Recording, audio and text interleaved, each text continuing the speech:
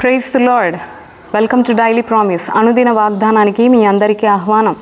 ఈరోజు దేవుని యొక్క వాక్యం మనం చూసినట్లయితే యెషయా గ్రంథం 63వ అధ్యాయం 9వ వచనంలో ఒక శ్రేష్టమైన వాగ్దానం ఈ విధంగా వ్రాయబడి ఉందండి. ఏమని అంటే, వారి యావత్ బాధలో ఆయన బాధ నొందెను, ఆయన సన్నిధి దూత వారిని రక్షించెను, ప్రేమ చేతను తాలిమి చేతను వారిని విమోచించెను, పూర్వ దినములన్నిటినూ ఆయన వారిని ఎత్తుకొనుచు మోసుకొనుచు వచ్చెను. ఎంత శ్రేష్టమైన వాగ్దానం అండి. దేవుడు వారి యావత్ బాధలో ఆయన బాధ నొందెను.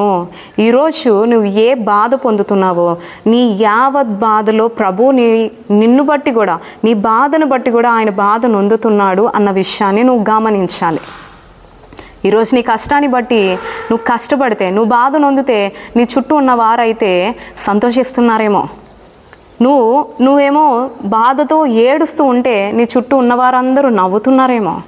ఈ లోకంలో ఉన్నవారు, నువ్వు నమ్ముకున్న వారే నీ కష్టాన్ని పెద్దగా పట్టించుకోవట్లేదేమో. నువ్వు ఏడుస్తుంటే నిన్నేమీ ఆదరించట్లేదేమో. కానీ ప్రభువైన యేసుక్రీస్తు నీవు నమ్ముకున్న దేవుడైతే అలాంటి దేవుడు కాడు. దేవుడంట నీ యావత్ బాధలో ఆయన కూడా బాధ పొందే దేవుడుగా ఉన్నాడు. నువ్వు ఏడిస్తే నీతో పాటు ఏడ్చే దేవుడే యేసుక్రీస్తు. నువ్వు నవ్వితే నీతో పాటు నవ్వే దేవుడే, ఆనందించే దేవుడే యేసుక్రీస్తు. ఈరోజు నీ జీవితంలో బాధపడుతున్నావా? నీ బాధలో ఆయన కూడా బాధ నొందుతున్నాడు అన్న విషయాన్ని గమనించు. నాకు ఎవ్వరూ నన్ను పట్టించుకోవట్లేదు, నా బాధని ఎవ్వరూ తీర్చరు, నా కష్టాన్ని ఎవ్వరూ తీర్చరు, నాకంటూ ఎవరూ లేరు అని కృంగిపోకు. నీకంటూ నీ దేవుడు ఉన్నాడు. నిన్ను, నీ బాధని తీర్చే దేవుడు ఉన్నాడు. నీకంటూ ఓదార్పునిచ్చే దేవుడు ఉన్నాడు. నీ అవసరతలు తీర్చే దేవుడు ఉన్నాడు అన్న విషయాన్ని గమనించు. నీ యావత్ బాధలో ఆయన కూడా నీతో కలిసి బాధ పొందుతున్నాడు. అంత మాత్రమే కాదు, ఆయన సన్నిధి దూత వారిని రక్షించను. నిన్ను రక్షించే దేవుడుగా ఆయన ఉన్నాడు.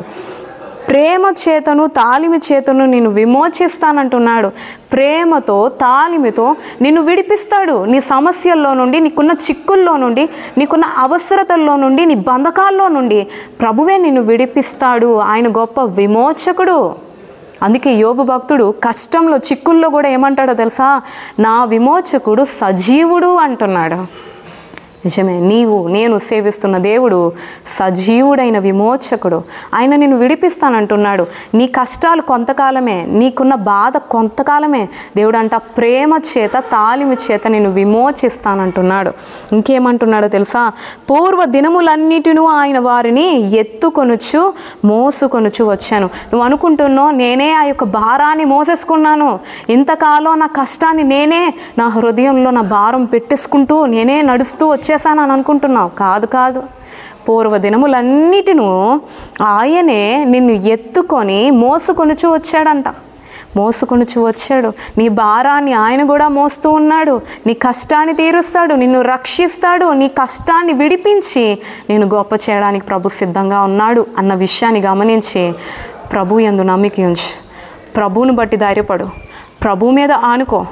తద్వారా దేవుడిచ్చు రక్షణ, విమోచన, ఆయన ఇచ్చే ఆనందం పొందుకోవడానికి ప్రయత్నించు. అటువంటి గొప్ప కృప ప్రభు మనకి ఎల్లప్పుడూ దయచేయునుగాక. ఆమేన్.